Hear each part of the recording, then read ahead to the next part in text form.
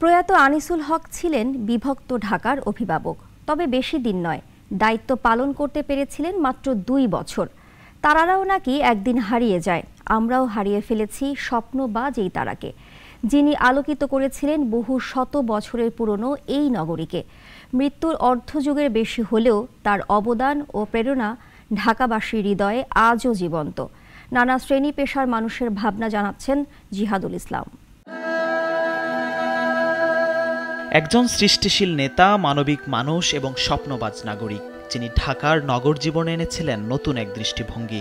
আজও তাকে নিয়ে নানা শ্রেণী পেশার মানুষের মনের গভীরে বিরাজ করছে ভালোবাসা আর শ্রদ্ধা। তরুণ প্রজন্ম না, আসলে প্রজন্মের পর প্রজন্ম এবং আগের প্রজন্মের যে মানুষগুলো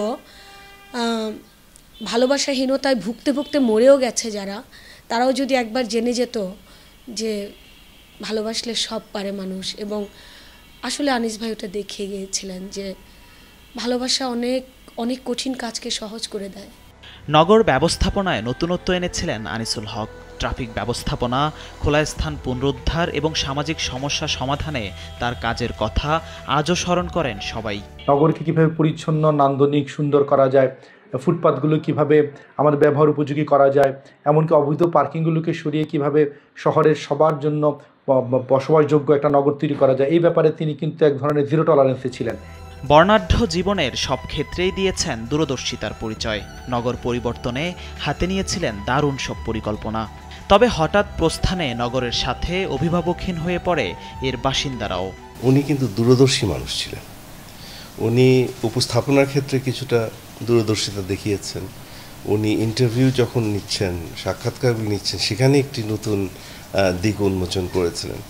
এবং আমরা তো সবাই দেখেছি মেয়র হওয়ার পর কত সাহসিকতার সাথে কতগুলি সিদ্ধান্ত নিয়েছিলেন যেগুলো মানুষ কল্পনাই করতে পারত না। দুঃখ এটুকুই, উনি যেটা শুরু করে গেলেন সেটা তো আমরা বজায় রাখলামই না, বরং জিনিসটাকে পাল্টে দিলাম। আনিসুল হকের জীবন ছিল উদ্যম আর মানবিকতায় ভরা। তার মৃত্যু শুধু একটি পরিবার নয়, পুরো দেশকেই শোকাহত করেছিল। লোক খুব ভালোই ছিল, তার মতন এরকম ভালো নেতা আর হবে না, আর মানে তার মতো নেতা আমরা পাবো না। জানা মতে তার মতো একজন মানুষ ঢাকাবাসী দেখবে, এটা আমি আশা করতে পারতেছি না এই মুহূর্তে। আজও আনিসুল হকের কাজ কথা বলে, তার স্মৃতি জল করে নগর জুড়ে, আর তার আদর্শ নতুন প্রজন্মের জন্য হয়ে আছে প্রেরণার বাতিঘর।